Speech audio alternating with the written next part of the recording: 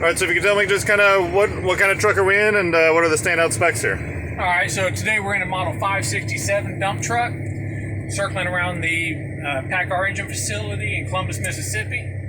567 is outfitted with an MX-13 engine, 510 horse, 1850 foot-pounds of torque, and an 8 and 13-speed ultra-shift MHP transmission. A couple other features on this truck are from a safety perspective. 567 offers a lot of safety features. Some more technically advanced than others, but you'll notice right here beside me, bright yellow grab handles for high visibility when the drivers are trying to get in and out of the truck. We have the bright orange seat belts, very easy for folks to see to make sure that you're wearing your seat belt. Looking out the front of the truck, have great visibility, including the dual view mirror that gives visibility in front of the truck as well as down the back side of the vehicle. And then as you would get outside, we've also outfitted this truck with Bendix Wingman Advanced System for a forward collision mitigation safety feature. Yeah, so can we go into that a little bit? How does that system adapt to kind of a more vocational application spec truck, and what are you hearing from customers who might be asking for that? I think the collision mitigation systems really started to take hold in the on-highway industry. And over the last several years, I've heard an increasing amount of interest in the vocational world. I think a lot of vocational trucks do operate in congested environments. They are on highways. They're around a lot of employees.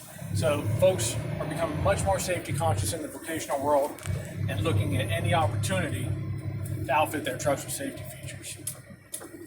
For sure. I think before we were talking that air disc brakes also making strides in vocational market. Kind of that same narrative there then as well, I'm guessing? Yeah, absolutely. And I think the adoption of air disc brakes happened even earlier than some of the more technical advancements that we have for safety. The 567 standard with front air disc brakes. From a stopping power perspective, a couple other standard features on this model are the ABS system, which is a 6S6M ABS system. Gives you alternate stopping power from an ABS system. You also have standard traction control and electronic stability control. So you pair those with standard front air disc brakes on the 567. It really gives you excellent control around the job site. Mm-hmm. And you said this was the MX-13 yes. in here? Yes. Go ahead. I was just asking the horsepower range. Yeah. So the MX-13 is available with horsepower ranges from 405 horse all the way up to 510 horse. If you're looking for something a little bit lighter, or you're interested in saving 400 pounds, we also offer the MX-11 engine, which is available between horsepower ranges of 355 and 430 horse. Does that go into a lot of vocational applications, or is it more kind of regional haul kind of applications?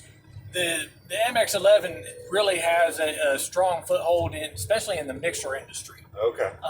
You'll see some dump trucks spec'd with them. Other dump trucks like a little higher horsepower with the MX-13. Oh, okay. But a majority of our mixer trucks in the industry have the MX-11 engine. Okay. Is that driven by like diminishing loads after they drop a load off? They don't need the necessary, the MX-13 would just be a little larger than they need to get back, refill, and dump again. I think the MX-11, being the MX-11 is capable of 430 horsepower, it provides the power that a mixer truck needs, as well as 400 pounds lighter. And when you're looking at a mixer truck, weight savings is very important, so they can carry more cement, more concrete to the job site. For sure.